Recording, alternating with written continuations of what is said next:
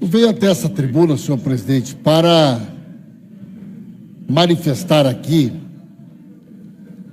a nossa mais profunda perplexidade, a nossa mais profunda indignação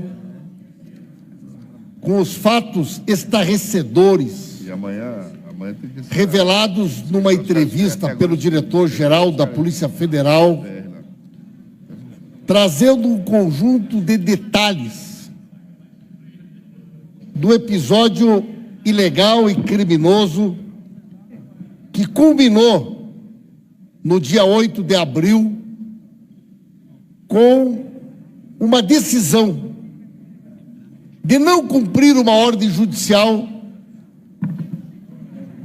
uma decisão de um desembargador plantonista do TRF4 e que determinava que o presidente Lula fosse colocado em liberdade. Ocorre, senhor presidente, que nós já desconfiávamos há muito tempo que havia uma conexão, que havia um consórcio de atores e de agentes que atuavam à revelia da lei e que, muito longe dos objetivos que talvez um dia a Lava Jato possa ter tido, de combater a corrupção, hoje tem fundamentalmente um objetivo de natureza política, e mais do que isso, política eleitoral, que é impedir que o povo brasileiro possa votar no presidente Lula como candidato a presidente da República. Na realidade, senhor presidente, os fatos que são relatados pelo diretor da Polícia Federal são fatos extremamente graves. O que ele conta? Ele conta e tipifica as condutas ilegais dos agentes públicos que se envolveram nesta operação. Diz o diretor-geral da Polícia Federal que, diante da decisão do desembargador para que o Lula fosse colocado em liberdade, ele resolveu fazer consultas. Consultas. E desde quando que um delegado da Polícia Federal, diante de uma ordem judicial, resolve fazer consultas para escolher se deveria ou não cumprir a ordem judicial? Mas o mais grave, senhor presidente, é que, num determinado momento, a própria Polícia Federal revela que o juiz Sérgio Moro... Eu desde 4 horas da manhã. E olha que o habeas corpus sequer dizia a respeito à vara dele, pois era na vara de execuções penais. O juiz Sérgio Moro liga para a superintendência da Polícia Federal e dá uma ordem. Para que a decisão judicial não fosse cumprida. E o que é pior, a Polícia Federal cumpre. Mas eis que o desembargador reitera a sua decisão e determina que a ordem judicial fosse cumprida. E aí, senhor presidente, o diretor-geral da Polícia Federal nos traz uma outra informação até agora desconhecida, que recebeu uma ligação da Procuradora-Geral da República, Raquel Dodge. A Procuradora-Geral da República liga para a Polícia Federal e dá uma ordem para que a decisão judicial não fosse cumprida. Mas desde quando que o Ministério Público Federal tem entre suas atribuições ligar para um delegado para pedir que uma ordem judicial não fosse cumprida? E a Polícia Federal passa a atuar no sentido de postergar aquilo que a nossa legislação estabelece como retardar ou deixar de praticar indevidamente ato de ofício ou praticá-lo contra a disposição expressa da lei para satisfazer interesse ou sentimento pessoal. Mas o mais estarrecedor de tudo ainda estava por vir. onde de uma maneira surpreendente, o diretor-geral da Polícia Federal revela que recebeu uma outra ligação do presidente do TRF4, desembargador Flores, e que o desembargador Flores liga e diz: não cumpra a ordem judicial, porque eu devo dar um novo despacho.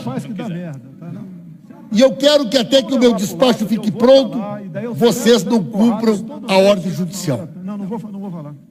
Não vai dar certo. Senhoras e senhores, Se você quiser gravar... aonde está na nossa Constituição, aonde está na nossa legislação a previsão para que um desembargador, aonde está a expressa autorização para que uma procuradora, ou mesmo o doutor Gebran, se negasse a cumprir uma ordem judicial? E o doutor Gebran, segundo consta numa revista de grande circulação nacional, estaria inclusive dizendo que sabe que não cumpriu a lei. Mas pior que não cumprir a lei teria sido colocar o presidente Lula em liberdade. O Tribunal Regional Federal da 4ª Região hoje largou uma nota oficial desmentindo o Gebran e desmentindo aquilo que o Thompson Flores teriam dito ou feito. A grande questão, senhor presidente, é que o delegado, o diretor-geral da Polícia Federal, ele faz uma confissão. Ele faz uma confissão detalhada de um crime e tipifica a conduta de cada um dos agentes criminosos que atuou nesse consórcio.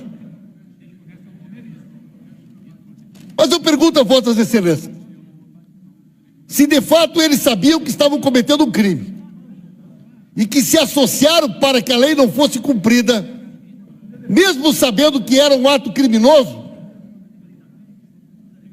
e se a nossa legislação diz que a associação de 3 ou mais pessoas para cometer um crime é bando ou quadrilha, como que eu posso caracterizar esta ação criminosa que ocorreu no dia 8 de abril por estes cidadãos togados, se não como ação de uma quadrilha que se associou para desrespeitar a lei e para se utilizar dos seus cargos para perseguir um cidadão, um indivíduo, motivado por interesses pessoais, ideológicos, que é o objetivo de tirar do presidente Lula a oportunidade de ser candidato.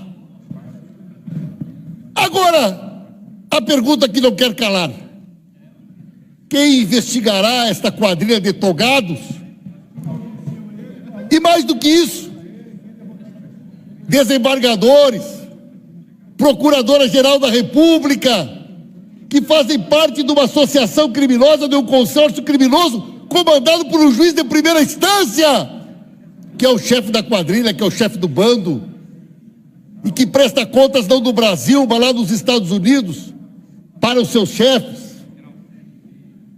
Nós estamos diante de um fato extremamente grave, denunciado não por mim, mas denunciado e tipificado de maneira detalhada por nada mais, nada menos do que o diretor-geral da Polícia Federal, terrível, cara, que traz esses fatos a público e transcreve de maneira criteriosa a participação de cada um dos agentes da quadrilha no crime cometido no dia 8 de abril. É por isso que nós iremos representar contra cada um deles no Conselho Nacional de Justiça. Vamos pedir a convocação nesta casa do ministro Jungmann, que segundo o delegado também foi acionado, da senhora Raquel Doge. Vamos representar contra cada um deles. Mas pergunto a vossas excelências, aonde que nós representaremos contra a Procuradora-Geral da República? Se a própria é a presidenta do Conselho Nacional do Ministério Público? Talvez tenhamos que relatar esses fatos diretamente aos juízes da Suprema Corte, para que investiguem a quadrilha togada, porque quem pode nesse país investir contra uma quadrilha de toga que faz um assalto à Constituição Federal. Por isso, senhor presidente, trata-se de um fato extremamente grave. Uma quadrilha de togados que precisa ser investigada e responsabilizada pelos seus crimes. Ele é muito... Deputada Érica Cocai.